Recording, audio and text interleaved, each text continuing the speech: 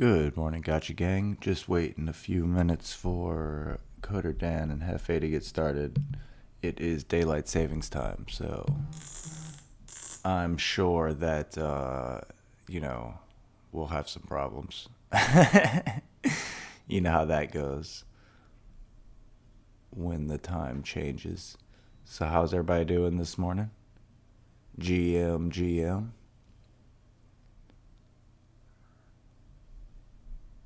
Oh no. Coder Dan says that the meeting time was set incorrectly, but we're starting right now regardless. So there you go, friends. I guess I'll start sharing the chat. There we go. Hefe's here. All good. You don't want me to have to jump on stage and run the DAO meeting. All right, friends, GM.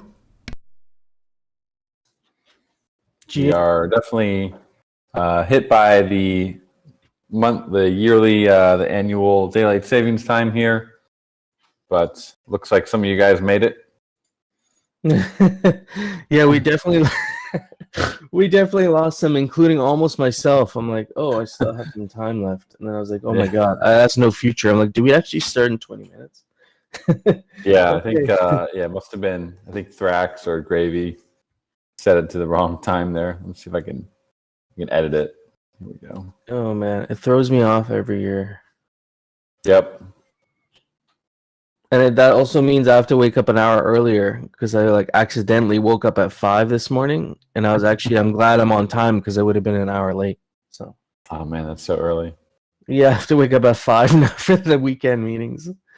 Oh man. Hey, Dr. Wagner, how you doing? What's Hey, that? morning, guys. Oh, good morning. Yeah. Is it are you finishing a shift here, Dr. Wagner? Or you in the hospital or? I'm on paternity leave, so Nice. I've got a couple more weeks off. One of the nice things about having kids is they don't care about daylight saving time. Like they're awake like they normally are, so you can't escape them. Yeah, that's right. So, unfortunately, one of the casualties of the time zone change was hardcore. I tried to get a hold of him this morning. I don't know if there's a mural board, if he's put one together. I have no idea. But I did kind of work with him earlier this week to put something together for a mission and vision discussion. So there is a board that I kind of put together for that. But yeah, he's nowhere to be seen. So I'm thinking he probably might have been hit by the time zone change, which is what it is. I think we'll still get through the meeting. We can talk through all the points here. We still have some follow-up discussion from last week. So I guess while we have Dr. Wagner up here, do you want to just give a Forge update? Do you have any updates on the Forge that you'd like to touch on for this week? We don't have huge updates, so people know. Oh, that's pretty cool, ZombieShepherd.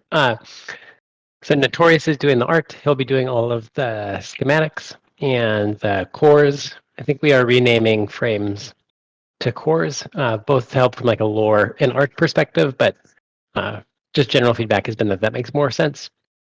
And we had 2 SIG props that are done here in 2 days to kind of shape the economics of the Forge, and those look like it's gonna pass with the hybrid ratio and 5% to the DAO, 5% burn as the winning votes. And just so everyone kind of knows these distribution ratios, I've been talking about it for weeks, but it's kind of hard to conceptualize. But go ahead and see the post in there and then the attached Google sheet. But in short, we're using a weighted average of the way that wearables were distributed. So a little over 60% were, like 68% were distributed by the friends ratio using raffles, and then the other 32% were used for mall ratios. And I excluded like ones that were GBM'd or distributed in kind of miscellaneous ways. And that hybrid ratio works pretty nicely to capture bizarre value of them, and was kind of a nice happy medium where it respects historically how they were distributed and where things are at in the market. The big outlier in there is uncommons, being like 4 times more valuable in alloy than commons. And so quite a bit of feedback from the community has been to kind of nerf that a little bit down to 3-to-1 ratio. So I don't know if you guys think that would need a second prop, but there's generally some precedence to build on the winner of a SIG prop and then communicate that clearly in the core prop when the alloy ratio core prop comes up, to use kind of like a modified hybrid ratio where we round the numbers from the hybrid ratio and we use a 3-to-1 instead of 4-to-1 value ratio from uncommons to commons. So I know that's a lot, and I will put that in the DAO forum just so there's a place people can digest that all at once.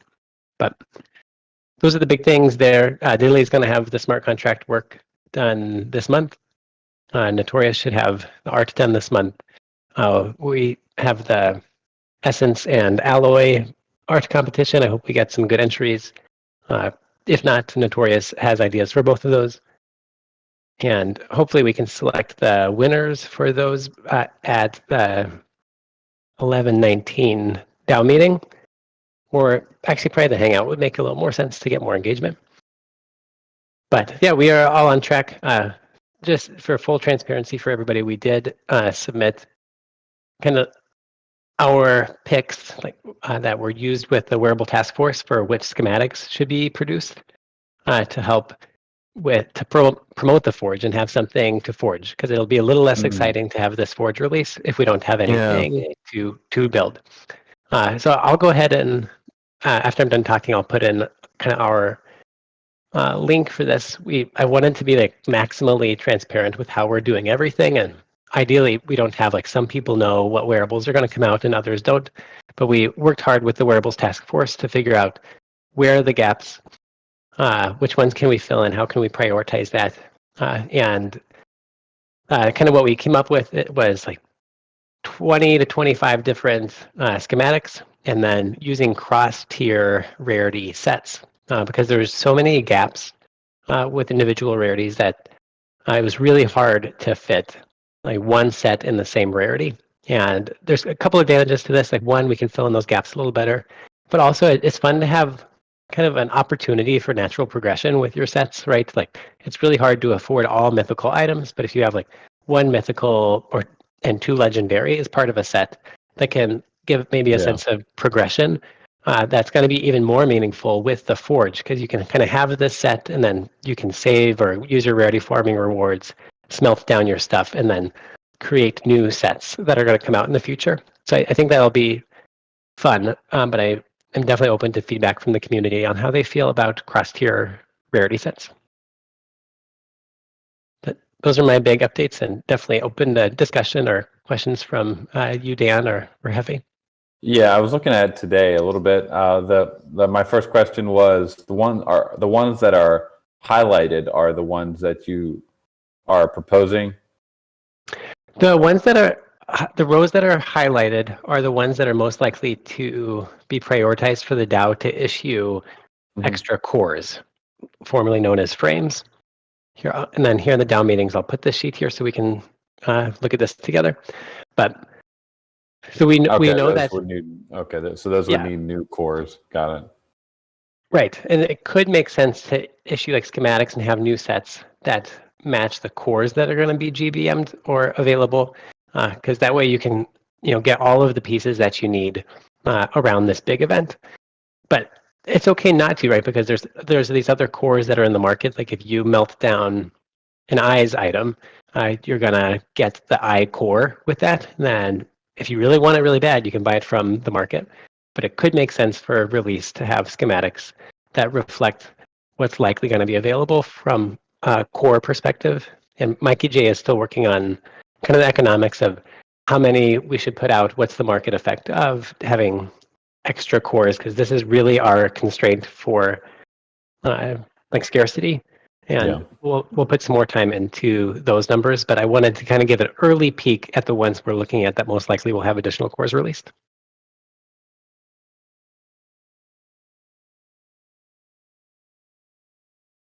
Yeah, I'm curious about those.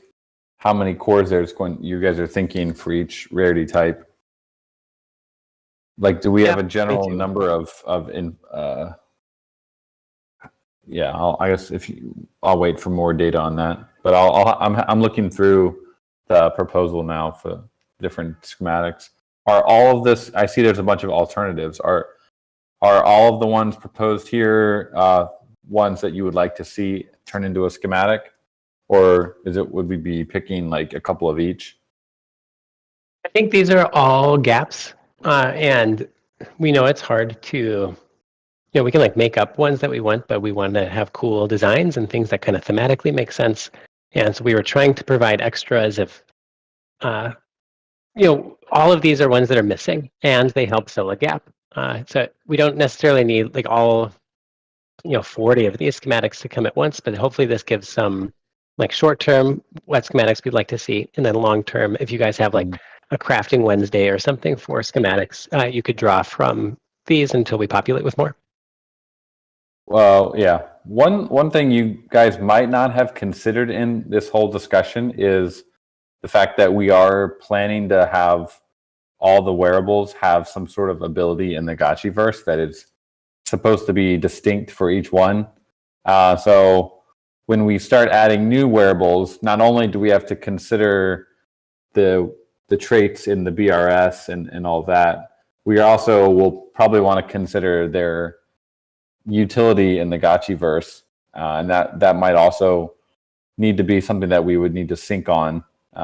Like before any wearables go out, there could be a delay before they actually get something in the Gotchiverse because it takes time to program that. But worth noting, so if we might not want to do like all 15 at once because we might just not have the bandwidth to add 15 new abilities or unique traits to the wearables.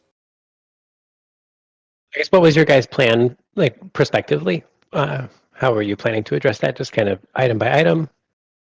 Yeah, so each item will, if it's a weapon or if it's like a hand item, it'll have some sort of effect or ability that you can use. And then for the body slots and like the head and stuff, those are a little bit easier because they don't necessarily have their own like special abilities yet. They could in the future, but so any of that, especially for the hand items, we would have to consider, is it a melee, is it a ranged, and kind of give it a special build. So that will also probably require balancing. And when the community is thinking of the items, we'll also probably want to think about what is available in the Gotchiverse, and so we don't repeat the meta in certain wearables as well. But I guess you guys are just mainly proposing the traits, and then we on our side we will actually build the wearable and do all that work. Is that what you got? That's what you're thinking?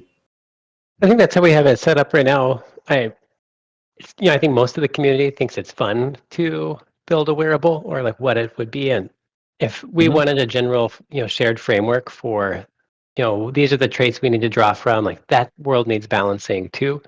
And I think ideally there's some sort of path where, the general community can make a schematic in the future that could ideally manifest as a wearable. So perhaps we need a path to understand how we get those traits or like those in-game play things. But if you guys want full ownership over that and don't want the community to do it, then feel free. But I think we're happy to help and rally people around with some guidance if that's helpful. Yeah, and to be clear, I don't think that these will be there. Like we're not going to have the traits for wearables enabled in the Gotchiverse, like in the first release of the battle. It'll be coming in the second version. So we do have some time. So but I did want to kind of raise that as we're kind of thinking about it in the future. That not only will we have to choose the rarity and the traits, and we'll also need to figure out what they do in the Gotchiverse, which is pretty exciting, I think. Yeah, it's fun. Well, let us know if we can help with that. Yep, we'll do. Right on. Yeah, thank you for sharing that. This is going to be, and oftentimes, with the traits balancing and stuff, oftentimes the Ooh, I have I have all my alarms going off at the wrong time, so pardon me. Just chaos this morning. But yeah, as far as like the battle when it comes out, like I'm sure a lot of people are going to be identifying where there could be more balancing, or where the holes in the meta Right. are. Yeah, I fully expect that the community will have plenty of opinions on that, which is great. That's what we want. We want a lot of vigorous discussion about the meta and the evolution of it. Yeah, that's awesome. Dr. Wagme, thanks again for sharing that update. If y'all in here who are listening today do want to get more involved with the Forge discussion, we have an active forum here in the DAO forum in the Discord, and there's a couple threads going on with the smithing. There's a smithing skill progression thread. I believe there's a nomenclature thread, and then there's the main Forge thread. So definitely go check that out. Dr. Wagme, do you mind dropping the light paper for those folks that maybe haven't got a chance to look at it yet? Sure. That light paper is an awesome kind of first look at. It's a great way to catch up if this might be your first or second time listening to all this. So, yeah, exactly, Choina. I need one of those alarms. I'll quickly just run through the active proposals. I don't have like a document put together, but I do have the proposals open. So we'll start here with the Forge establishing alloy ratios. Dr. Wagme just went through that one. 2 days left on that one, but it seems like you're saying the hybrid ratio is the one that people are voting on there. That one's winning. Forge fee structure and establishing DAO burn percentage. I believe you still have 2 days left on this one as well. It's almost met quorum. 8.4 million out of 9 million votes met, and the consensus on that one right now is the 5% alloy burn, 5% alloy to the DAO.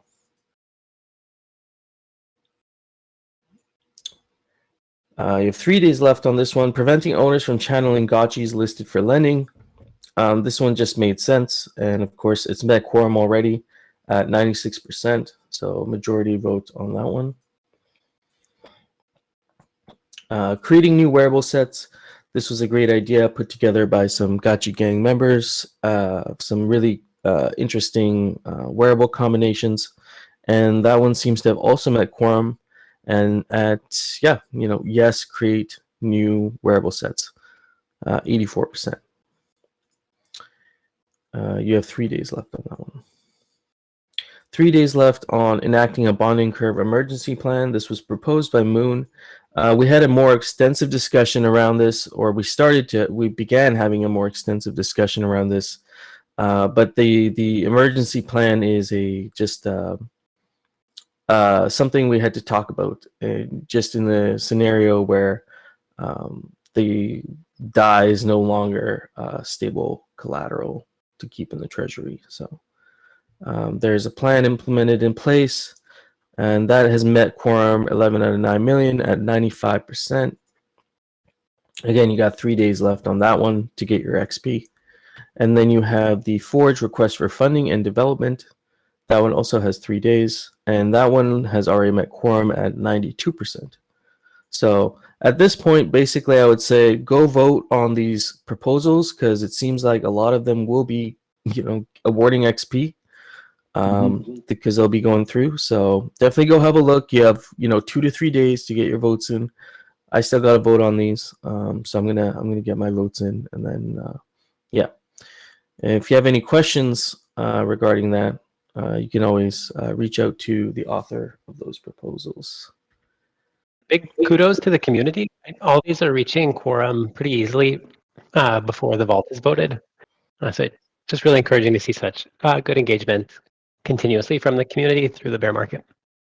Actually, I wanted to bring up a point at some point. Maybe now is a good time. I think the quorum is probably actually a little bit too low now. Yeah. Because we did add voting power for the Ghost, the Alchemica, and the WAP Ghost. I think there's a couple areas that were added recently that I think maybe have extended the total amount of Ghost, but not quite sure. But I do feel like 9 million does seem a little bit low, maybe. But we should probably do an evaluation on that just to see if that's exactly where it should be, or if it's too high or too low. Because it does, like you said, it does seem like a lot of things are getting quorum pretty easily these days. Yeah, it's Can you remind definitely. me what was the calculation for quorum prior? It's kind of think it hard was- with the bond maker, but Yeah, I think it was 20% of the Ghost on Polygon. got it. Well, Jared is really familiar with all this now, so if you think we need to go back to the drawing board, we can do another bounty for him to help update that, maybe. Yeah. Well, yeah. It's not the voting power itself. It's how we're valuing the quorum. So right now it'd be, I think we're valuing it at 20% of 35 million Ghost, and with all the voting power inflation from the NFTs, I think we're probably well over 35 million. But yeah, I have not looked into it. It's just something I kind of noticed recently that it seems like it's fairly easy to get quorum, even without the vault voting on stuff.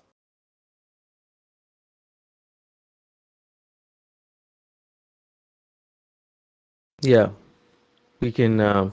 We can definitely look at the percentages. I was actually reading one of the earlier scaling Aavegotchi DAO articles. I had to pull some information from there, and it has the percentage amounts like tiered based on the.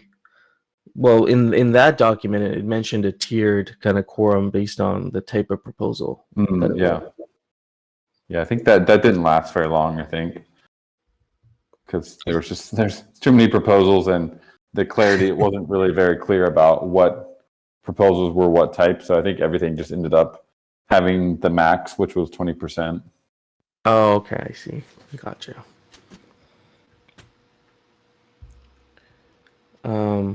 Is there a possibility to try the tiered system? Sounded interesting to me because there are some where, it's maybe not a huge decision and maybe can reach quorum easily, and then other ones where it's like a bigger decision and the, maybe needs a larger representation of consensus to pass. Yeah, maybe my general worry is that there's still plenty of people who are having difficult following just the basic template, adding their Gotchi ID. So if we try to enforce rules about telling they have to think about what type of proposal they're doing, it might make it even more difficult for people to kind of wrap their head around the DAO process. True. But maybe not. Yeah, there would have to be some way. I'll think on it. I think we should all think on it, and we should have a good discussion about it. I just wanted to point out real quick. Last weekend I did kind of demo the bounty board, but I'll just drop the link here again if you want to check it out.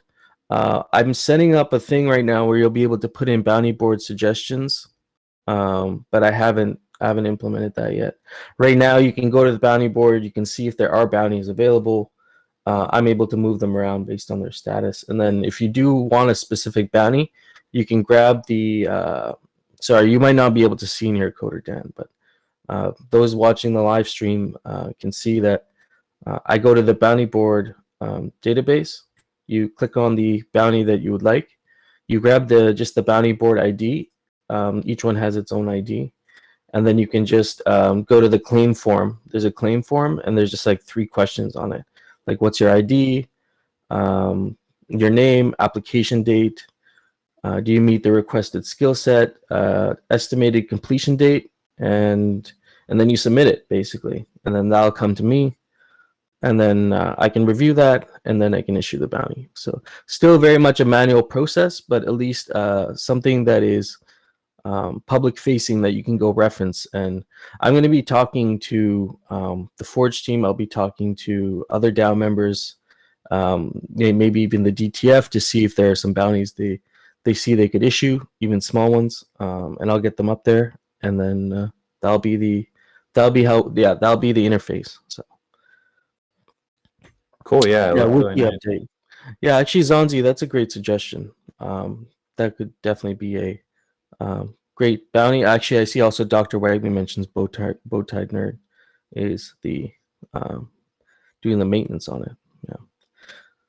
But even even a updated front end or something would be kind of cool to freshen it up. We have V2 coming, so Yeah, we'll have that V2 front end was literally made in about 3 days, I think, and could definitely use. Maybe there's probably much better tools out there. One of the wikis I've been on recently is Fandom. I don't know how you get on there, but it's quite nice. They have a lot of cool stuff on there. Yeah, there could be a bounty issued for some sort of a wiki refresh update. That would be kind of cool. So yeah, there's that. There's the bounty board. Pretty soon, I already have a tab here. You'll be able to request. So if they're, like Zonzi just said, if you have great ideas for bounties we could issue, you can actually go to the bounty suggestions box, slip them in there, and then we can look at them with the DTF and see what bounties they think would be most appropriate. And we can do that. Yeah. Okay, so there's the bounty board. Rarity Farming Season 5. There was a signal proposal, I think, that was made on that, but there was really no discussion around Rarity Farming Season 5. Could we, is there space here today to have a little bit of a discussion? Because I know someone I think Cookie Thief had put together a proposal for Rarity Farming Season. But yeah, we had no real discussion around that. I'll pull it up here.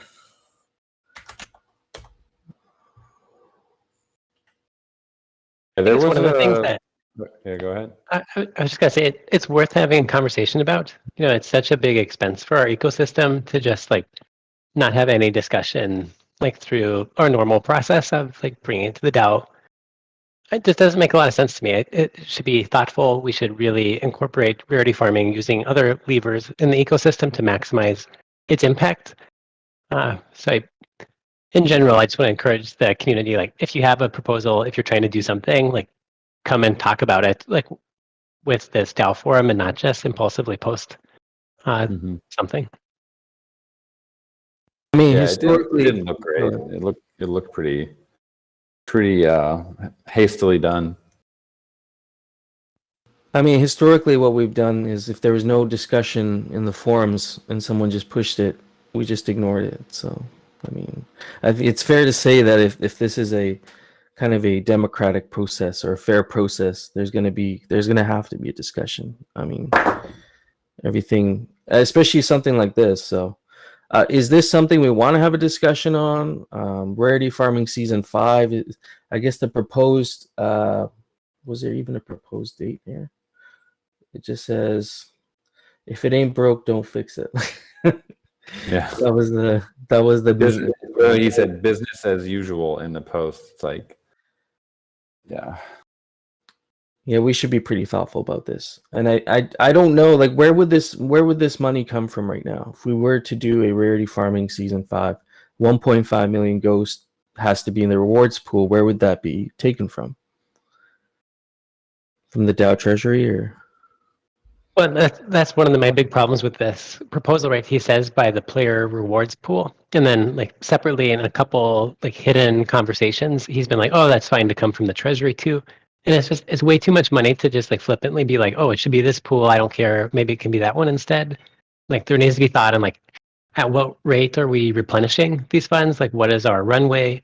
Why is it 1.5? Do we need to go smaller? We need efforts into how we're going to generate revenue. Can we leverage the forge and the sales around that to get an idea for how much incoming ghost we can get for the pool? It just needs so much more. We need to be thoughtful about it, and it's really frustrating to see. Just it's got more votes than anything else. But right now it's 14 million, so we have to address that. But I would like to see. I guess we want rarity farming. My own personal opinion would be to lower the rewards pool a little bit. have it after the forge and after a sale, so we can get an idea for how we can replenish that and make it sustainable. But not just like get it out by November in late. Like that's a ridiculous proposal. I love the approach that you take with the value creating opportunities. Like the Forge is a great example of that. And, this could be a great way, just like you said, this could be a great way to leverage that somehow. And maybe even get a little creative, right? This is our fifth rarity farming season. We haven't really done too much to change it. We've kind of kept it more or less the same. We changed the leaderboards a little bit here and there. But I feel like we could get a little bit more creative with it, and I don't have any specific ideas right now, but we could get a little bit more creative with this rarity farming and, either make it more competitive or introduce some new aspects, like you say, with the Forge or the Gotchiverse or land farming. But we should try to think about what we're trying to accomplish with the rarity farming. The original idea of rarity farming is that it's kind of a virtuous cycle where people want to trade wearables in the bazaar, which is going to feed into the rarity farming rewards and be able to replenish them. Obviously, the trading has, I don't think we've ever gotten like a full season of rarity farming replenished just from bazaar trading. Not saying it couldn't happen, but probably in the current market, it definitely won't. But the intention is to have some sort of like virtuous cycle. Since we don't have any new wearables, we don't have any new primary sales. Like there's really not much to be able to fill those coffers at this point. So the Forge does help solve that a little bit, I think. But we need to think about the goal. What the purpose of the rarity farming isn't really just to give a stimmy out to everyone who has owned an Aavegotchi since Haunt 1. That's not really the point. It's a nice part of it, but it's the main intention is to drive value and velocity of the economy. Yeah, I agree. I think it's even reasonable, like once we see what forging looks like, what forging skill looks like, to add that as one of the things we're incentivizing, right? Because engaging in the forge is going to be directly adding value to the entire market, and that's going to be driving revenue to make it sustainable. Whereas like kinship, I think it is a nod to people that have been around a long time, but we're giving 20% away for people to have a bot that pets their gotchi twice a day and brings no value in. So as we're trying to create a virtuous cycle, let's reward things that create value and make this entire thing sustainable. It's like rewarding forging skill, for example, would basically be like kinship for wearables. Like how are you engaging with the protocol, engaging with your wearable in a way that actually creates and drives value? And I think we just need a lot more thought on how this can be sustainable, and it doesn't feel like that currently. Would be interesting if we, given that this is addressing protocol assets for the most part, and the Forge is also very much tied with protocol assets. It would be cool to introduce a new kind of metric like rarity forged or something, for the gotchi, like how much alloy, or having some sort of other metric tie in with the rarity farming, aside from the ones we have. And there's also been some really good conversation around the kinship burn, being able to burn your kinship for channeling, and so having to take this, having to take a trade-off one way or the other could make things competitive. We've talked about introducing kinship potions. I feel like the next rarity farming season could be a lot more interesting if we were to wait, like at least even a couple months. We'd have a way better, more creative, have more creative conversation around it. But yeah, we should all have a think on this. I think as far as moving something forward like that right now is probably not in the best thing to do. And so we should just continue having a conversation around it till we feel like we have something really really valuable to offer with rarity farming right now during these times. Yeah, it's a big amount of money, and just doing what's worked or what apparently, like the way he phrased it, like a business as usual. If it's not broken, don't change it. I would consider it's the last like 2 seasons haven't really led to that much economic activity for the protocol. So I don't think it is really working that well. It probably needs a lot of tweaks, and we should be learning from each rarity farming season that we implement and tinker with it a little bit, try to change some things. Like, we shouldn't be doing business as usual on every single one, because if we're not learning, we're just basically giving the DAO's money away. And yeah, there's people who invested money into the wearables, and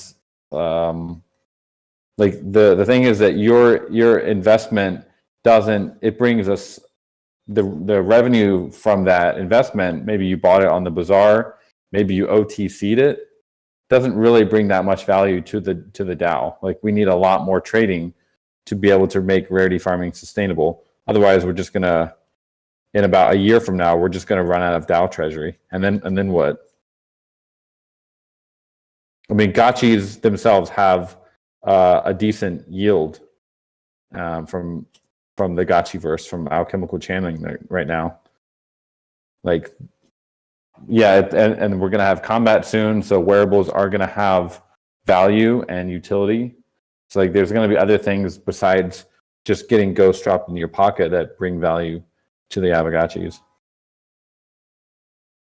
Are there any specific requirements? Dr. Wagme mentioned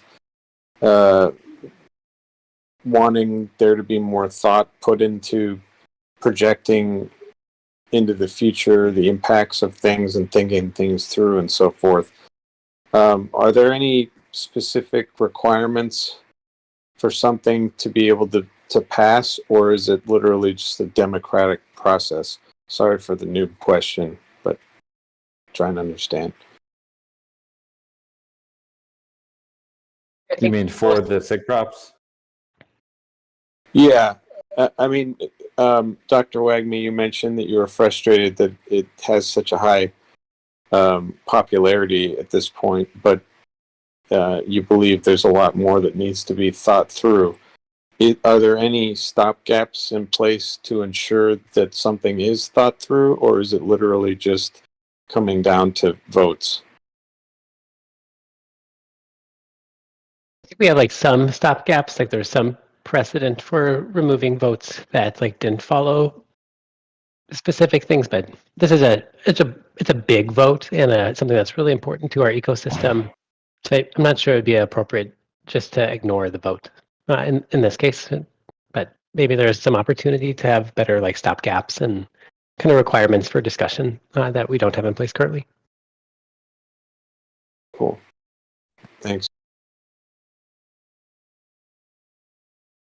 Also, GM Nyan Kong, it's good to see you on these Sunday meetings with us up here. That's awesome.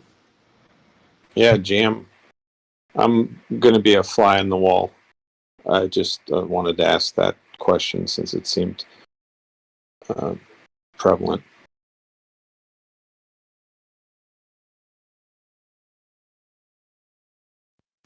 Yeah. I'm just reading some of the comments from Yannick. He's trying to make some points there, but I understand. Sorry, I got distracted. Okay, so Rarity Farming Season 5, we'll have an ongoing conversation with that and see what we can come up with. The guided DAO forum discussion, and also how do people feel about the Discord DAO forum? Like, are you guys liking it? Are people engaging with it? It seems like the Forge is getting quite a bit of engagement. The mission and vision thing, I think, is probably better than the main forum. It hasn't been getting much engagement, but there's been quite a few posts that have been. So I just want to know, like, do a temperature check and see how you guys are liking the Discord forum. I personally like it, but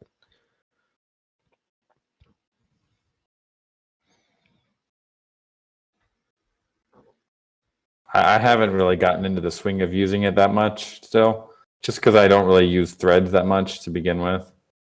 But yeah, I'll go in and check it once in a while. Okay. I mean, But go ahead.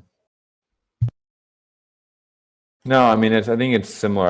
I don't know why it just feels different. It feels a little bit harder to keep track of things, in my opinion, but maybe not. Yeah, I'm still adjusting because I find myself going back to the other forum that does have some other active conversations and then bouncing over to the Discord one. But it's, a lot of the Forge stuff is in Discord, so I just keep track of it there. I think eventually, maybe not anytime soon, but eventually we'll have to choose between, do we want to keep a traditional style of forum or do we want to have the Discord forum? One of the things I was thinking to do with the Discord forum, and it wouldn't have to be a separate activity, but you and I, Coder Dan, have talked about this, but doing a sort of a guided forum discussion, whether it's 20 to 30 minutes at the end of the Sunday for those who want to stick around. I'm happy to look at maybe one or two of the more active posts in the forum, and actually we can talk about some of the more the highest upvoted posts. We can actually discuss the general gist of the discussion. We can talk about where this discussion's progressing to. I'd be happy to host it. We could also get people who maybe don't post actively in the forum or have strong opinions in the forum to come up and actually, speak on what they're trying to express. Because oftentimes what happens with forums is, because you're communicating through written, some things get lost in context, and maybe people get misunderstood sometimes, or information gets missed that was really important to consider. And so I think having that verbal aspect tied in with the forum, like a guided forum discussion, could be valuable. And so if that's something we want to try, we could, I could do like 20 to 30 minutes after the DAO call for those who wanna stick around and dig into that. Oh, Yannick, do you want to come up and talk about the kinship proposal? Okay, I got Yannick coming up here. GM. Good evening, everybody. Hey. I want to talk a little bit about the current situation, and second about kinship, original gang kinship proposal. So with original situation, I think we must be very careful with redistributing values inside our ecosystem, because it won't bring any value. It just they just transfer it inside. So we must be very careful with inflating some assets like rarity, etc., or items or anything, because if you simply just transfer values from one group to another, maybe it'll help a little bit, but eventually won't resolve anything. And it's regard to many proposals flying around. We can accept them, but we must be very careful. And second is regard to my kinship, original gang kinship proposal. It is also a way to change economics, but this proposal is for those who don't know. Short story. You basically have two choices. One choice would be to maintain or grow your kinship, and second choice would be to channel. And what it does, it already cuts. It should cut, if everybody behaves sanely. It should already cut efficient alchemical inflation twice, because around half people would choose to, or 60-40, something like that. I'm not sure. It's speculation, but it's already will inflate and change the dynamics of Alchemica, because half people will farm, half people will choose kinship speculatively. So this proposal is not like redistributing of value. It's just change of the dynamics, because I agree. We had a great success many aspects, but in economy, we didn't react as fast as market did. So we need more robust economy and more dynamic. Like people should have multiple choices, variables. It should be also based on market conditions. Our economy engine must be smart and resilient. And I believe this proposal is will help to change alchemical dynamics. But it's very simple. I loved it since original concept. It was genius because it created this game. It's very interesting to play this game, kinship game. It would be interesting to watch. So I don't have models because I didn't prepare this. If I have more support, I will put more effort to it. Create some models. Maybe somebody can help me also. But I think it's very easy, very elegant, and it will change the dynamics of Alchemica. One question I have is that if this were implemented, they're essentially the high kinship gotchis. Let's say the top maybe 500 gotchis in the kinship leaderboard would probably want to stop channeling, right? Because they would probably feel like the future value of a rarity farming season might be more valuable than the channeling yield that they're going to get by spending their kinship. Is that would you agree with that? Kinda. I would say 80% of them would stop, but why it's bad? Like they don't channel with these gotchis, but they receive unique top kinship gotchi. They have top kinship gotchis. They maintain leaderboard. That's choice. That's in game. That's interesting. Yeah. What they will do. And so, would there be more demand on the kinship side for rarity farming? Like, is this going to increase the pressure that we have to do rarity farming? Because we already have quite a bit of pressure from people saying, they want their rarity farming every 3 months, which is obviously not sustainable if we want to actually maintain the DAO treasury for a year or two during a bear market. So are we going to start getting people saying, well, I chose my high kinship, but the DAO is not doing a rarity farming. Like I'm going to be angry and just it might have a negative side effect of actually increasing more pressure for rarity farming. Is the top one kinship gotchi is MetaGuild Igor, and he liked it. Maybe some other top owners, like we don't have a lot of them. I own also top kinship gotchis, and I like this proposal. So what do you like about the proposal? It's great gamification. It's you can the best for player. There should be the best tactic, right? And I think the best tactic in this case would be to bump your gotchis to some kind of level, maybe 1,000, maybe 2,000, and farm. It is like the best tactic, but also you have market conditions. You have boom and bust. So some people will accumulate kinship during bad times because they're okay. They're okay to take kinship. They don't need Alchemica.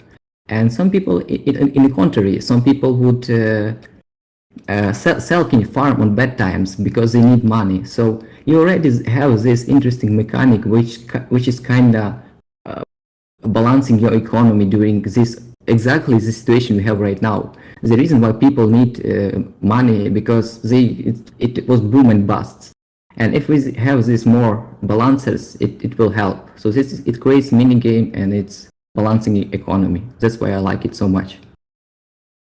But you're balancing the economy in a way based on what yield you can get now from alchemical channeling, and what if you think about it from the sacrificing kinship to get channeling, you would, if you wanted to maintain your position on the leaderboard for a future rarity farming season, let's assume there's no other utility for kinship. which might not be true, but currently the main utility for high kinship gachi is the kinship leaderboard.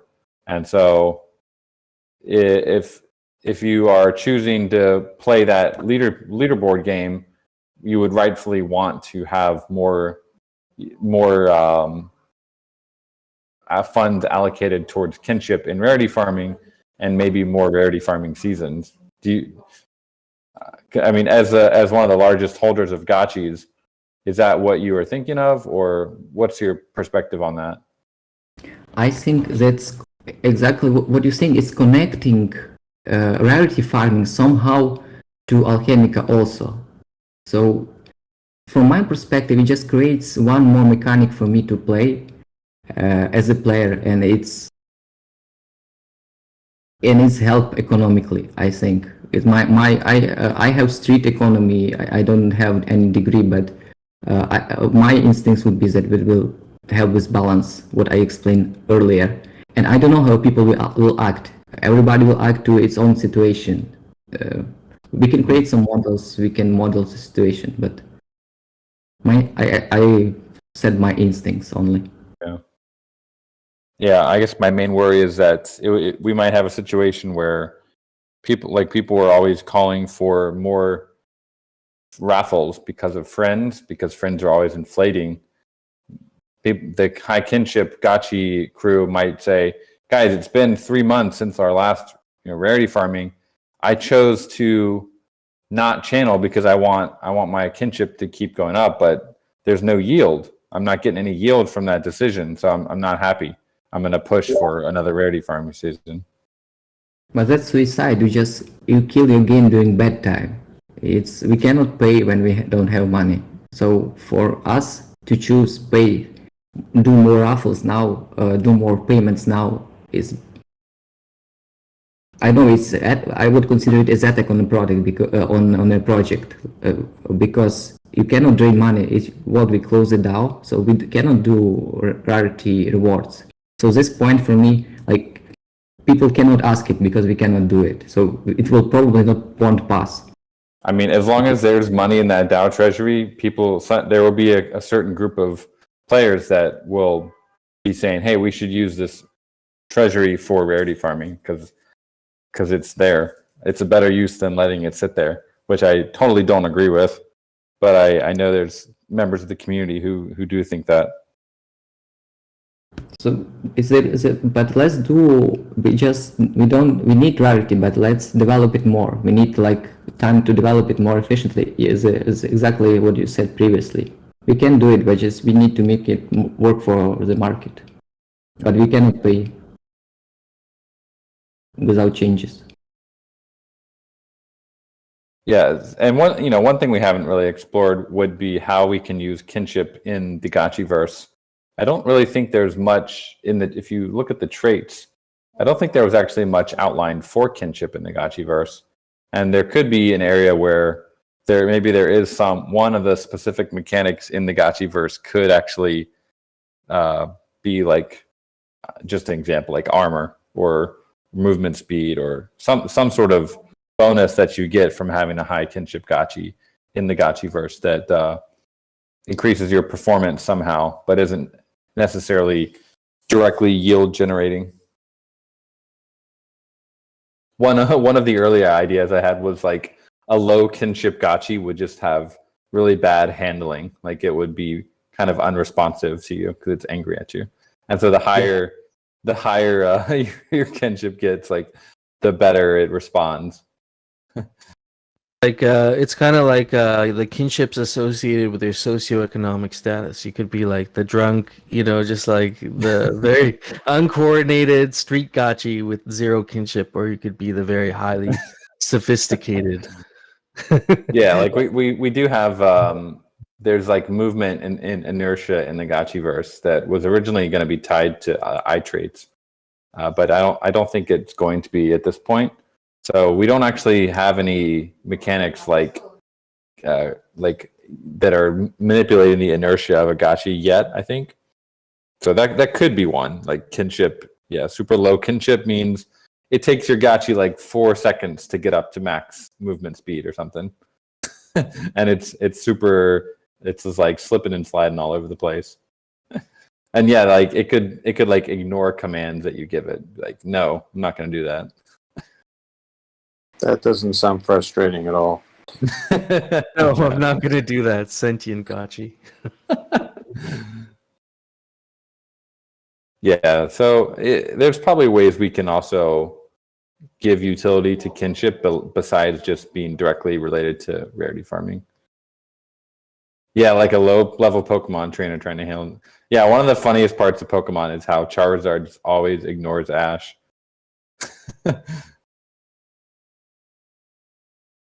So aside from exploring how the different aspects of the economy can feed into each other and manage inflation and all that, are there any mechanisms in place for the DAO treasury in terms of funding that's voted on, in terms of having, I don't know, like some kind of protection for a certain percentage of the DAO funds, to make sure that in order to tap into that, it needs to fulfill certain specifications or minimum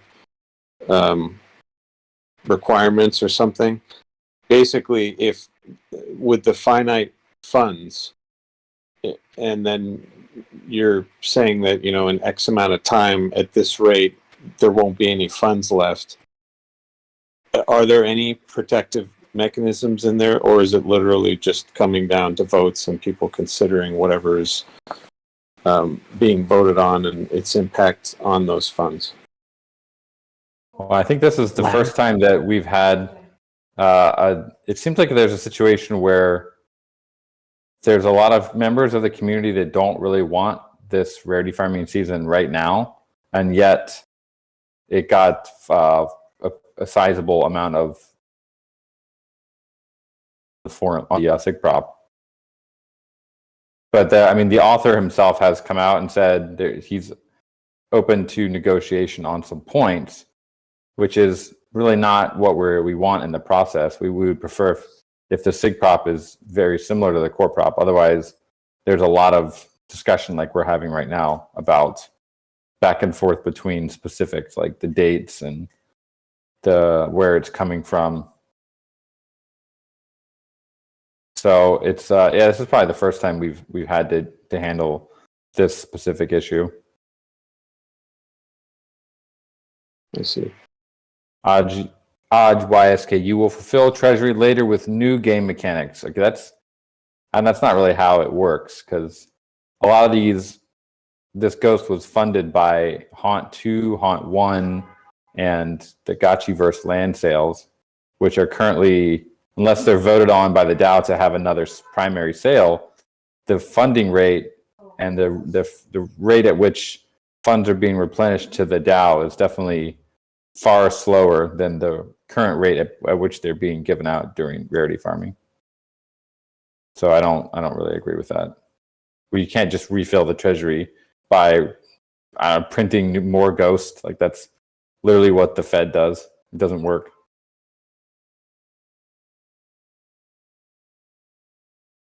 Yeah. Yeah. I see Hardcore has dropped the mirror board. Thank you. Glad you made it. Like the new designs you got going on. There's some proposals on here I don't think we'll have time to cover for today, or some threads, I guess. But I did want to talk about, if we're okay to pivot, I did want to cover some of the DAO mission and vision and get a form out to you guys and kind of get that discussion kind of rolling. I've been trying to see if we can get some engagement in the forum, but I haven't been getting any bites. But that's okay. We'll actually work on it iteratively through these DAO meetings. And so the first, can I actually move on from what we're discussing? Yeah, I think we've covered it. I don't want to cut anybody off, but if we can move on, I would like to talk about. We'll get into the mission and vision here. These are some slides I put together with hardcore. Yeah, there's some links I can drop, but basically one of the articles, when I was thinking about the mission and vision, I thought, well, there was a really good article that was written, one of the first few articles that Aavegotchi wrote, and published on Medium on scaling Aavegotchi DAO, and that's kind of where I started to kind of read up and look back at how we were thinking back then, and where we're at now, and maybe we can ask some really good questions to get the vision and mission statement together. So I'll start with maybe this form I'll drop to you guys. Definitely check this out. I would like you to provide your input. Essentially, what this form is, let's open it up.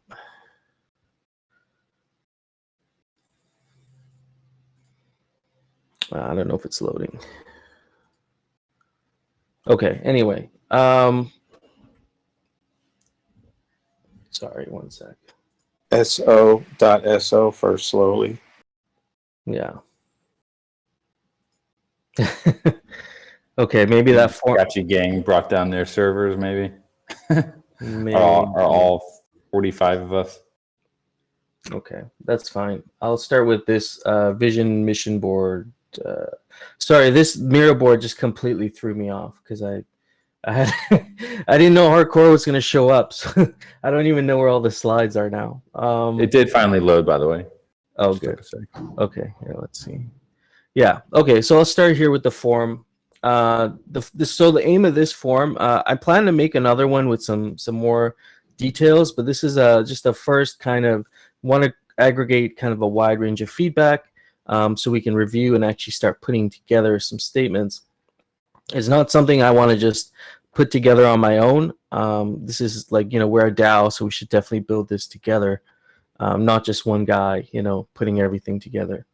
So we can start here with this form. And so I'd like the DAO to kind of help me put together some really high quality questions we can put together on a survey. And I'm requesting for your input. So basically what we need to come up with is a mission statement. And really, I think the mission statement for Aavegotchi DAO should try and accomplish two things, two main things. Explain why Aavegotchi DAO exists. What is our purpose? What are we trying to do here? And what actually makes Aavegotchi DAO really different from any other DAO? Like, we are very unique in a sense, that we are, GameFi. We have a financial aspect, but also a gaming aspect. We're social. There's a huge community aspect as well. So somehow tying that into the mission statement. Although it is challenging because the mission statement is usually a one-liner. And unlike a slogan, they usually don't have like buzzwords or anything. It should really, drive that message of why we exist and what makes us different. So I did have some examples pulled up, but I can't find them now, unfortunately. So really, what questions could you ask to develop a really good mission statement for Aavegotchi DAO? And, just put in your input there. And then the vision statement is more of a longer declaration. And that will clarify our meaning and purpose for all our stakeholders, and addressing all the stakeholders. And then also describing our long-term success as a DAO. The vision statement should be kind of a forward-looking statement, and it's important. It'll outline a common goal that we're all trying to achieve in the DAO. And so, like I said here, a DAO that is working toward a higher aspiration is more appealing to current and future participants.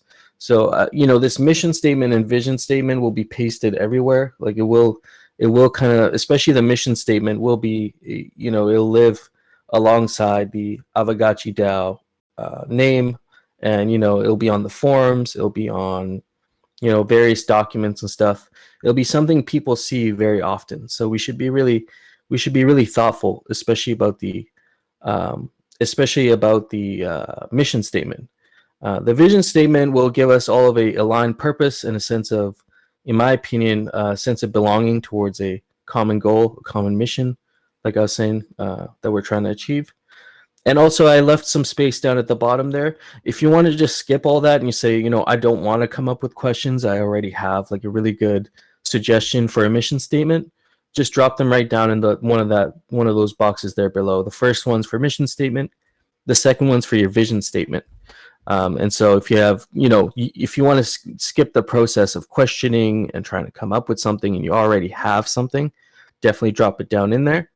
And we'll review this at next week's DAO meeting alongside, I know Hardcore has been kind of helping me compile some questions that we didn't actually put in here, only because I want to get people's feedback first. But we'll definitely combine what you guys give us with what we came up with.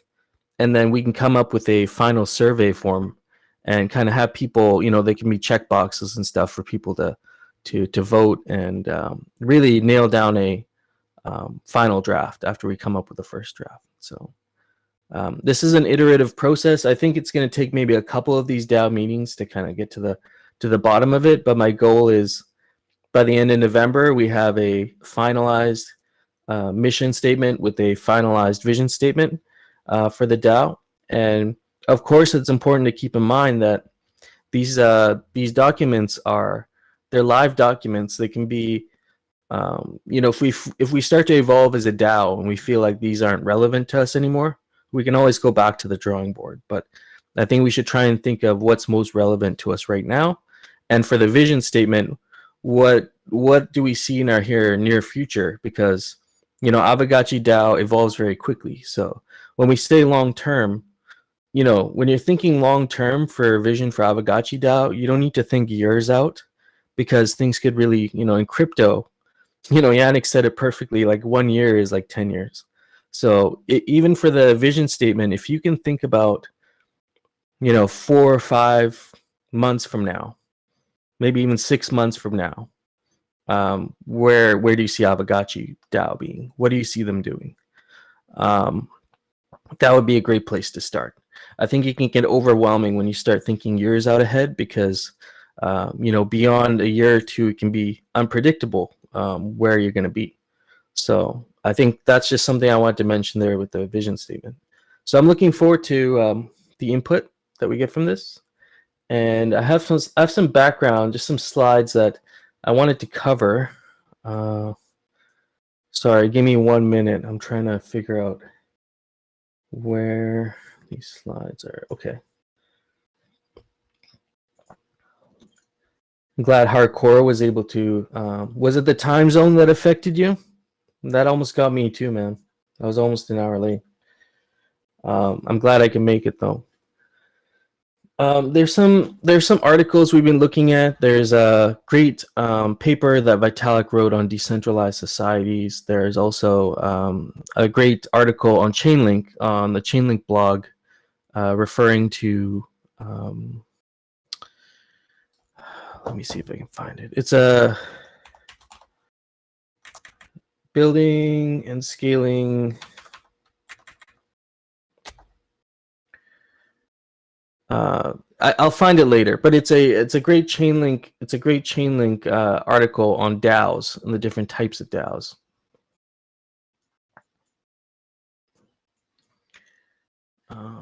Where?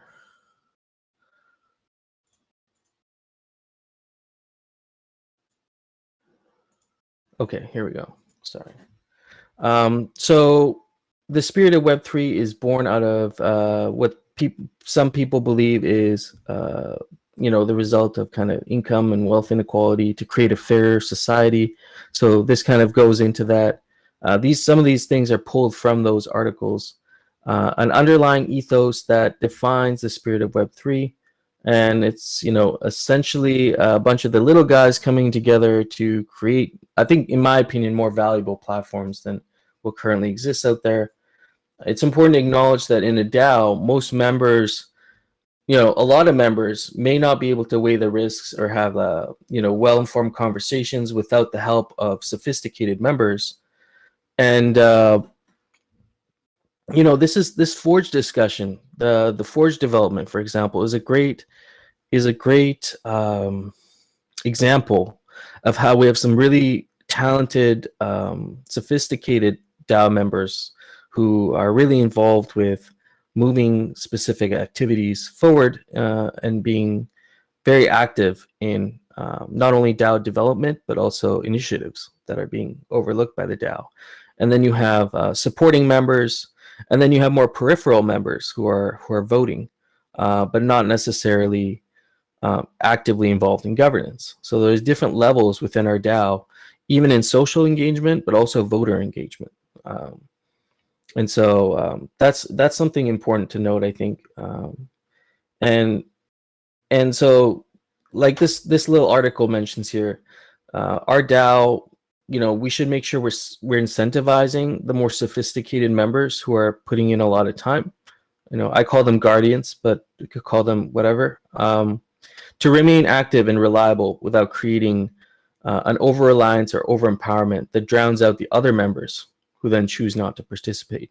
So there's a balance, I think, in making sure our highest contributing members are being rewarded and being recognized for their efforts, while also recognizing the opinions that are coming up to the surface and actually acknowledging those as well. So we're not drowning out opinions of either newer participants or smaller participants. So there's some more context there on traditional governance. SBTs I'm not going to touch on for today. Do you have the link to that doc, piece that you were reading? Hardcore has all the links. If you don't mind dropping the links there, Hardcore, for some of these documents we were looking at. I think there's 2 or 3 of them that you guys can check out and deep dive into some of these things.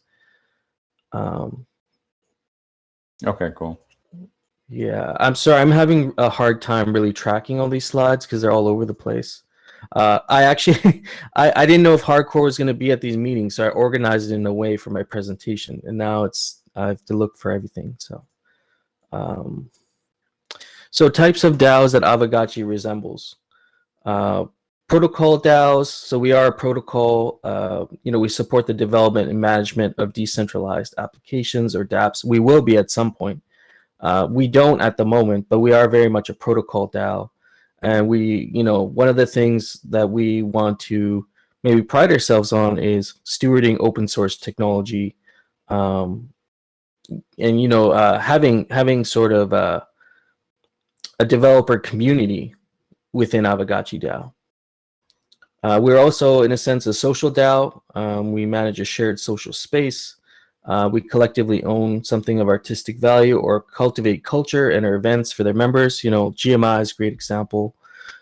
Social DAOs, they bring communities together around entertainment, art, games, other social aspects of life, similar to like modern social clubs.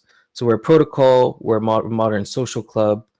And there's an article written by Balaji that's actually a big brain, deep article, but definitely something to look into, because I feel like in Axie Infinity, what we saw with Axie Infinity empowering a whole village in the Philippines to actually use that as a method of work and play, kind of describes this, the network state. That was this article written by Balaji Srinivasan, and he talks about how to basically start a online network state, like a nation.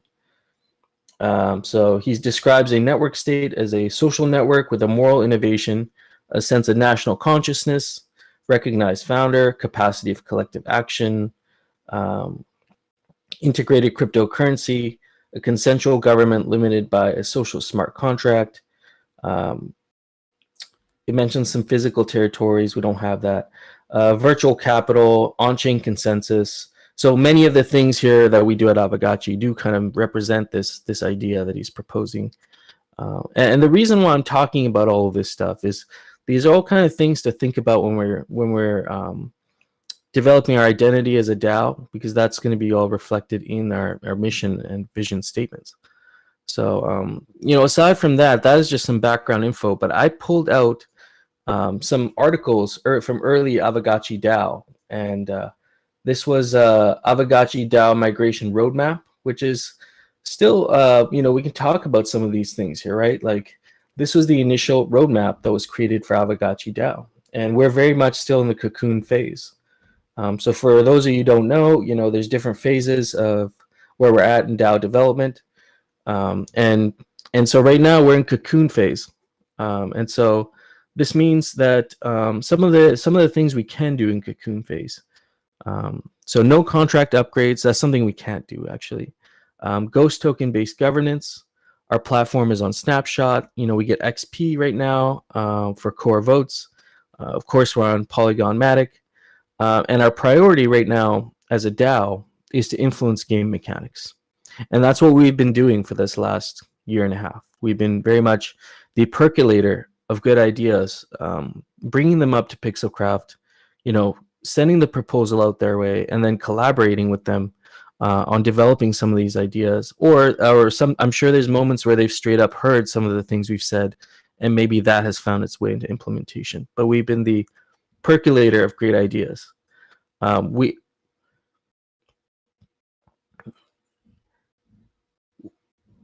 Well, I mean, we do influence game mechanics, though. I mean, that is kind of what we do. I can give some more context on that. So the Gotchiverse is a game built on the Aavegotchi protocol, and theoretically, yes, it could be a totally separate entity. But my thesis is, for the Web3 space, if you're going to build a game that has Web3 assets in it, tokens, NFTs, my whole thesis with this entire project is that it's not something that the project itself can dictate as far as tokenomics. Like every time you try to make a change in the tokenomics, if you make that change without the consent of the community, it's going to end really, really poorly, and we've seen that several times already, with major explosions of just gaming protocols where their users kind of turn against them or just leave the game, rage quit because their voices were not heard. So yes, while I agree that the purpose of Aavegotchi DAO is not to influence the Gotchiverse game mechanics, it is granted that authority by us, and we are working together with the DAO to make the Gotchiverse a truly Web3 game that is kind of, I like to call it built in a decentralized way, although it's, I feel like that's a little bit extreme to call it like decentralized game development, because it's not quite there yet, but it's kind of where we would love to go in the future. So I've been kind of calling it community-driven game development. And I think that's where we are pretty much with the Gotchiverse. Like, we're developing it, but there's a lot of times where we love to have input from the community. And sometimes the community comes with ideas that we weren't even thinking of, and we're happy to try and implement those if possible. But as far as like a purpose for Aavegotchi DAO, yeah, I think that almost becomes, if you get into the weeds of saying, the purpose is to, which I don't think Hefe is saying, by the way, it's the purpose of Aavegotchi DAO is not just to govern like the Gotchiverse. It's the Aavegotchi protocol, and yeah, and I think of them more in parallel terms. Yeah, so side by side. Mm-hmm. Like, I mean, aside from what I think, it's just what I think. I mean, that's why it's good to get everyone's feedback. And so if you have something that is something you disagree with, I'd definitely like to see that, like, in the forum, and have you kind of express your opinions. Because, like, I just have one opinion, and I actually agree with a lot of what you're saying too, Dan. So I think. Do we have a forum post for this yet? There is a forum post. Hasn't been too active. It's in the DAO Discord here. So the Discord. Maybe that's why. But I kind of put down all the context that we were talking about here in the forum post, and we've had some engagement. But again, if you have some opinions to express, definitely get in the DAO forum. We have a Miro board set up on this now too. So there's a dedicated Miro board just to creating this mission and vision. And so I'm not going to go through everything here, just for the sake of time, but I did want to go through some of the things from this early article, because I thought they were kind of relevant being able to look back and see where we are from when we wrote this. Yeah. And so, like, I'll ask you, Dan, I guess, do you feel comfy where we are in Cocoon? Or do you feel like maybe we are somewhat moving? Maybe we're not in metamorphosis, but we're well on our way there. Where do you feel we're at right now on this chart? Like one of the major goals is to actually have the on-chain execution. And it's just the whole space seems to be moving so slowly on this. We've been doing some internal research on a way to use this other new technology called Snapshot, which is it's a repo on GitHub, and it basically allows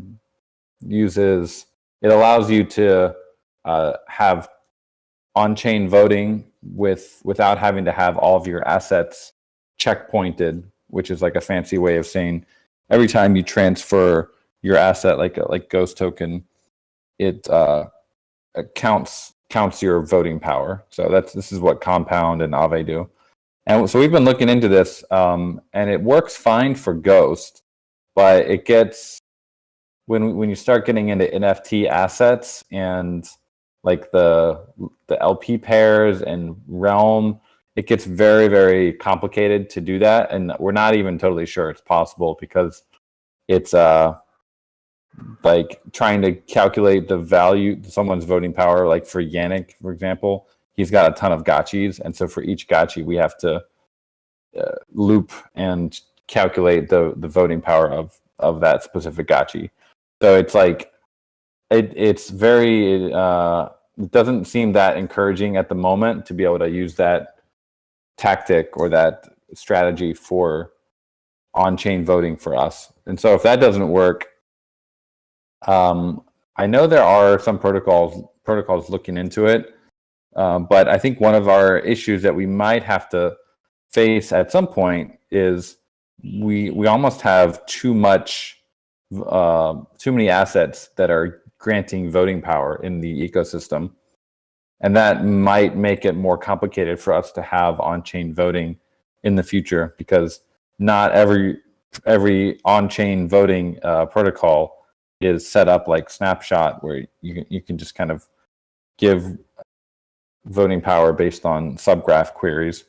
So to get to where we need to be with on-chain voting and on-chain execution, we might have to pare down our voting power in some ways or simplify it a little bit so that we can actually have on-chain calculation of the voting power and then on-chain execution of the votes. That's kind of the trickiest thing that's preventing us from going forward into the next phase. Oh, interesting. Okay. I've been talking to a team at Wonderverse, and they might have some interesting solutions, but I haven't really brought that up yet, just because, yeah. But I actually am thinking about what you're saying, and there might be a solution. But Hey, Hefe, is there time for me to just interject quickly? yeah, absolutely. So I'm still very much new to the whole DAO thing. I'm very newbie and learning about it. But I'm well versed in game development. My impression as a noob for the DAO is its purpose is to perpetuate this entire Aavegotchi experience in all of its forms, which includes the economy and the game itself.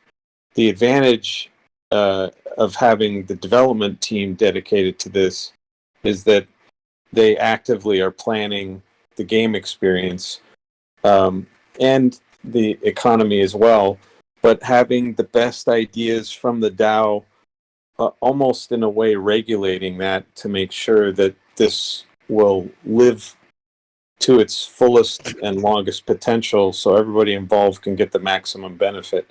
That's kind of what I see the DAO as, and how that translates to all of its details is through the expertise of everybody assembled. Is that roughly accurate or not?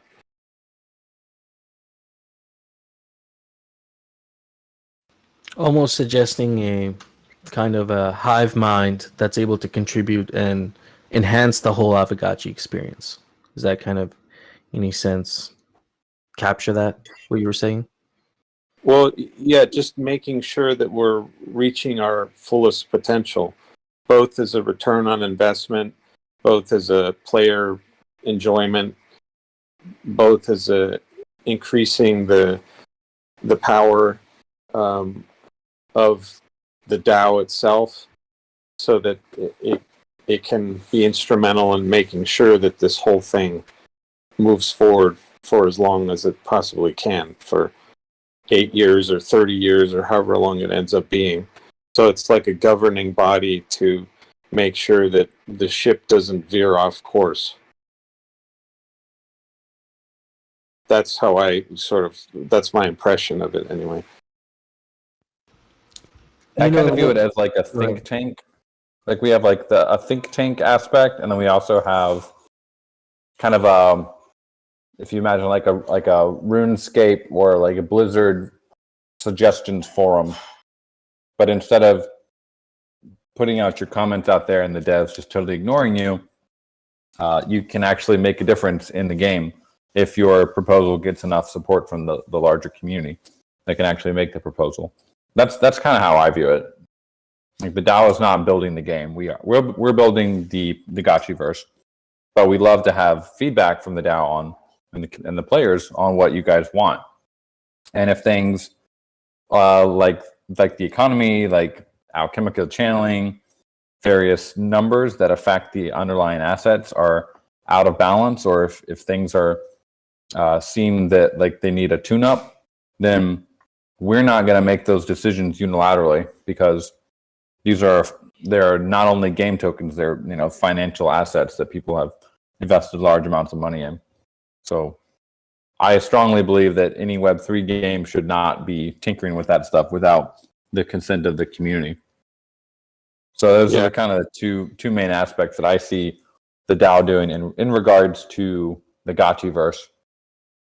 And then there's the Aavegotchi protocol as well, which is like the Forge, where we're trying to work within as the protocol established, try to make it more efficient, try to make it hopefully easier for people to understand in a way, by actually gamifying it a little bit more, like the Forge does. And then there's things like rarity farming, which affect the DAO treasury. So I agree with all that. That makes sense too. The one additional thought I have is, after reading, I skimmed the last portion of the Forge doc that Dr. Wagney shared.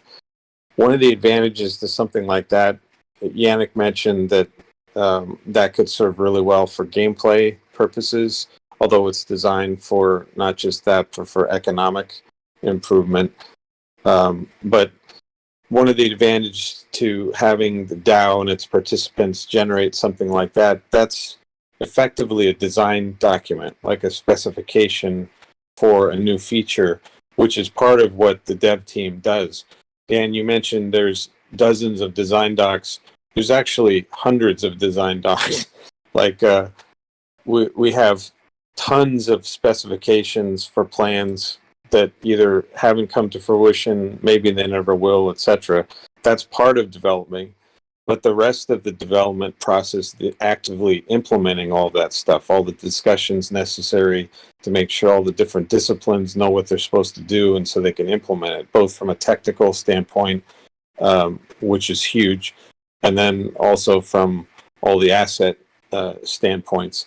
So in a sense, although the dev team is building the Gotchiverse, having proposals like the Forge, for instance, if that passes and we go to implement, the legwork of having thought through the ramifications economically and gameplay wise is a giant boost for the dev team.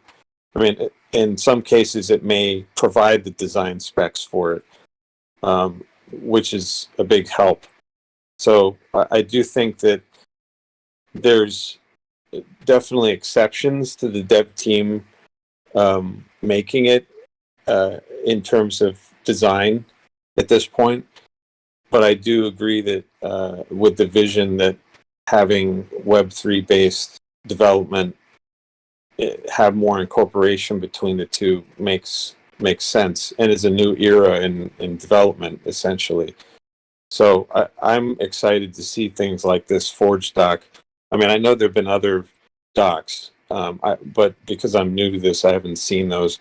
But this is one I literally just read this morning, and I was like, wow, there's a lot of cool stuff in here. I did read some of the stuff before about the wearables and the traits. A lot of discussions about that stuff. That kind of discussion, I think, is essential for the dev team because it lends perspective from the stakeholders to make sure that we're headed in the right direction and we're not going against the grain of what the community really wants to see. And that's something that Dan reiterates constantly within the team, is making sure that we're doing what people are expecting as best we can while we're leading this ship forward. Yeah, well said. And there's some overarching principles that were outlined in that initial Scaling as Aavegotchi DAO document that I thought were as relevant today as they were back then. Some principles that can continue to help guiding our judgment, which I think we've actually done quite well. Consensus over control.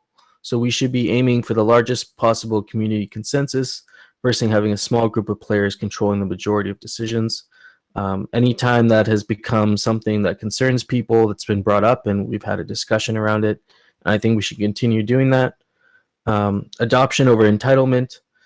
We should remember our end goal of making Aavegotchi into a game that can cross the chasm and convert non-crypto people into players. If Aavegotchi becomes a niche with only a few thousand players, we have failed. So we should continue driving towards that goal. Future orientated over present or past orientated. We should orient ourselves to maximize our growth in the future instead of maximizing value in the present. It is inevitable that mistakes will be made, but we should trust in ourselves that they can be corrected in the future. And I think we've done a really good job on not only iterating on certain processes, but also going back and saying, well, that didn't work. Maybe we should, turn it off for now, come up with a better solution. And despite, certain participants maybe getting upset, everybody kind of came to terms over time on maybe that was the best decision. So these are some of the principles that I just found there. And when I read them, I'm like, wow, these are as relevant today. And we should continue to remember these as we're like moving forward, as a DAO. You also mentioned they're not KPIs, but there were kind of some things mentioned. How can we define where we're enjoying and comfy in Cocoon? Some metrics to define success. No large community schisms. I don't really know what schisms is, but I assume it's like scams or big. No, it's like half the community rage quitting basically because of something. Oh. Okay, yeah, no, I don't think we've had anything like that. We've had great high voter turnout. In fact, we now have to address the voter turnout and adjust the quorum because it's probably it's been highly engaging. High voter enjoyment. I think most of us, are enjoying these. Voter enjoyment ties into these DAO discussions, and I feel like people do enjoy them. So. I feel like so far we're doing a great job as a community. We're comfy in Cocoon, and I think we are now going to work towards laying the groundwork down for the next phase of the DAO when that comes. So yeah, there is an aspect of survivor's bias here because the people that have left the community are not here to give their opinion. But if you guys know anyone that has left Aavegotchi, and it might be interesting to see why. Was they just interested in something else, or were there any specific decisions that were made by us or the community that kind of deterred them? It would be interesting to hear some perspectives on that. I mean, I definitely know a couple community members that had to leave for various reasons or chose to leave. I was gonna say, I mean, I've met many community members that have stuck around. There's a few that have been that have had to leave, but the ones I know had to leave for financial reasons, like macroeconomic reasons. Yeah.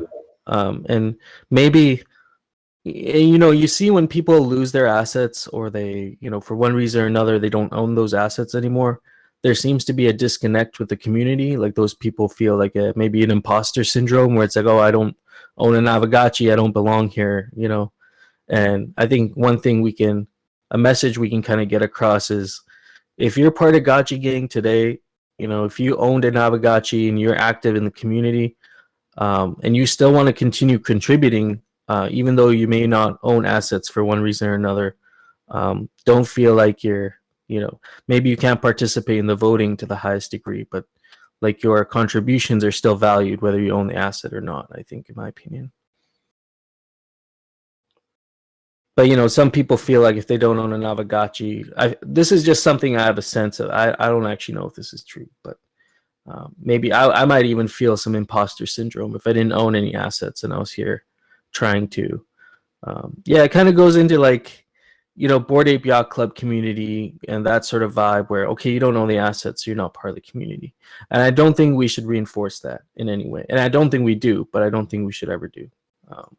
I think Gotchi Gang to me, feels more like a family than a community. I know some of the relationships I have with people in Aavegotchi are actually at this point stronger relationships than I have with some people in real life. So I'll drop the form again. I'll drop the type form again.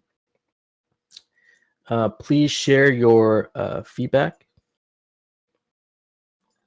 And there was one little statement here I wanted to read. It was a promise to yourselves and each other. And the community has been electric since launch, and we hope that we can all approach upcoming proposals with enthusiasm and a positive attitude.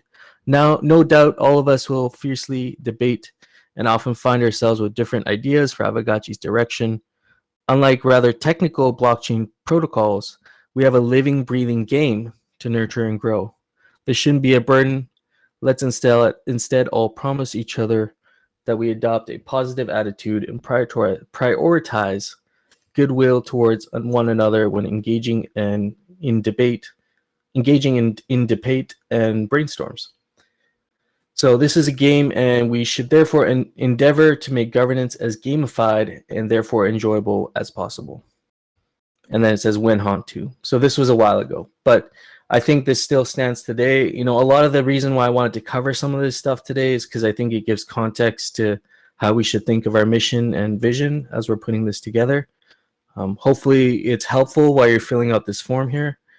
And I'm looking forward to your feedback. So also shout out to Hardcore, probably last minute coming in here and getting these frames together. I appreciate it. It was a little confusing for me, but that's not a problem. It's all good. We figured it out. So that's all I got for now in terms of contributing, getting this discussion kicked off, getting some feedback and start putting something together.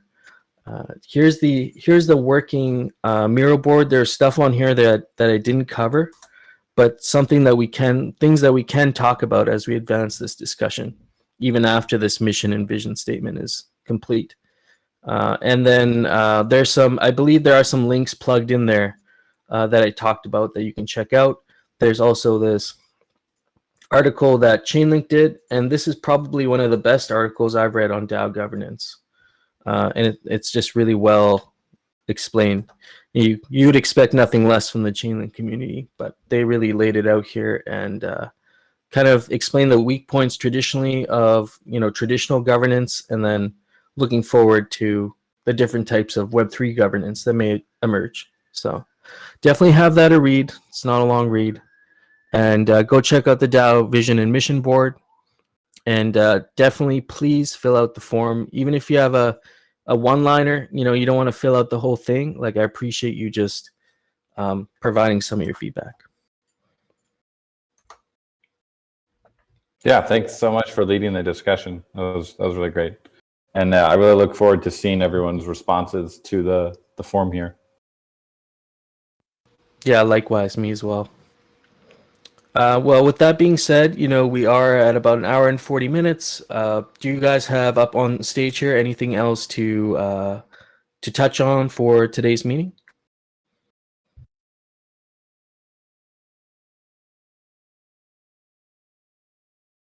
No, I don't think so. No, I think I think pretty good. It's been really helpful.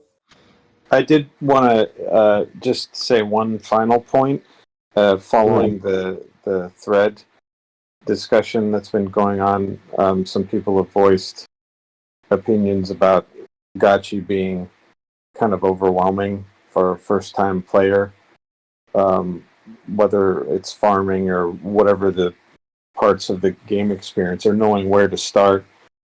And I wanted to say that I think this is a natural part of Aavegotchi's evolution. Like this first part, we're trying to build the core experience to have enough there to attract new players to get them in. But the market itself is not mainstream by any means in the NFT space. And so the game isn't yet either. And as we have time, we're incrementally trying to improve the UX and various aspects of it.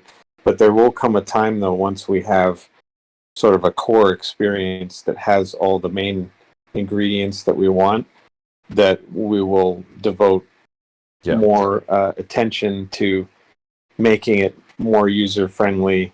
So onboarding people will be easier, and the UX and stuff of the whole experience will be better integrated into it. It's just we have to get the pieces there first, and that's the focus now. Yeah, It's I mean, really hard to, it's hard to make a game and constantly update the UI when the game is changing and adding so many new features so quickly. There's got to be a breathing period once a lot of the core functionality is set, which is, I would say, we're getting pretty close in the Gotchiverse to having a lot of the base stuff that we need. So there will come a sprint where we just focus on the UI and the UX, and then onboarding documents in the V2 and all that. So it's definitely going to be coming. We just have to stop shipping so many new features so quickly so that the documentation can keep up with it. Yeah, I think that the next year is going to be a big year for that. Yeah. And having things like tutorials and more automated stuff to guide people. I mean, on the one hand, having wikis to read and all that is great, and it's the first step.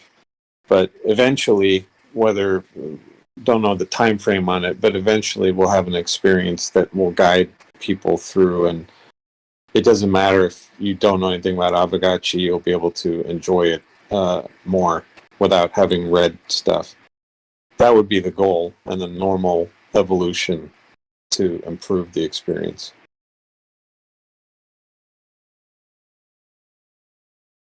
Yeah, absolutely. And it could maybe, like what we discussed earlier, the refreshing. Actually, first of all, shout out to you guys already, making the user experience a lot easier than it was when I joined, because the updates you did to the front page of the main Aavegotchi page, that I've got some feedback on that from new people joining Aavegotchi that I know, and they've said that that's helped them. So that was definitely a great move on your guys' part.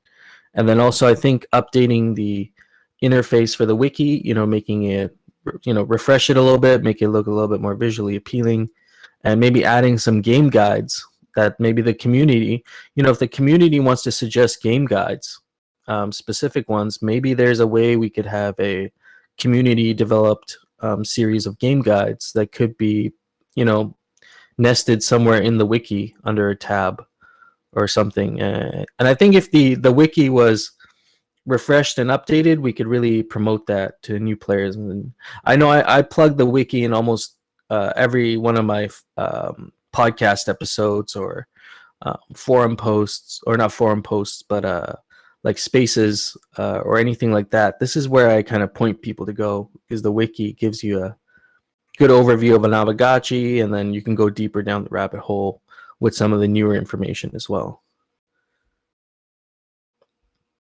Yeah, and Choi and I agree too. The ambassadors, again, a great resource for newcomers. But yeah, including the work that you do, Gachi Farmy, GMI, like we all have that goal of trying to um, empower other newcomers to get more involved in Aavegotchi. Just a quick thing about the wiki. It's really just I would say it's more of an archive at this point, and Bowtie Nerd is doing a great job of keeping it kind of up to date with all the the latest proposals and the latest game mechanics. But as a resource for a newbie, I think it is pretty difficult for someone to like drop into there and find out what is possible with this game. So maybe the DAO or we could organize a team to actually like rewrite certain parts of the wiki that are more focused on gameplay or like the new user journey. Yeah, I mean that could be the name of a tab, like the new user journey. I like that. And having a like a wiki review committee or something, right? Yeah. Just like you would have with a Notion or some docs. Like we have the docs.gotchiverse.io. It's docs are always, it's so hard to keep them up to date when things are changing so quickly. So they do always get out of date. Like by the time they're written, they're already out of date sometimes. So it's definitely it's an ongoing pain point. It would be awesome to have like just a task force that is tasked, like that's their goal of keeping the docs up to date on everything. Because sometimes there's changes that will be made that just on our side we just kind of forget that they happen. Not forget they happen, but just like don't have the time or the bandwidth to go and do the dedicated work to update each sentence, to help that. Yeah, that's a huge amount of maintenance work. And as you mentioned, Dan, this whole ship is evolving as we go and different parts are changing. So being able to convey that information to users, I think a team would be needed to do that, not only from a written perspective in the wiki, but what's the member's name? I'm sorry, I forgot her name, but she's done tons of like how-to videos and stuff for Aavegotchi. Oh, Roxiano? Yeah, she's done artwork and all that. Like those types of things are awesome because somebody mentioned in the discussion, and it's totally true, people don't like to read. That's been a challenge for me as a developer, like writing design doc specifications.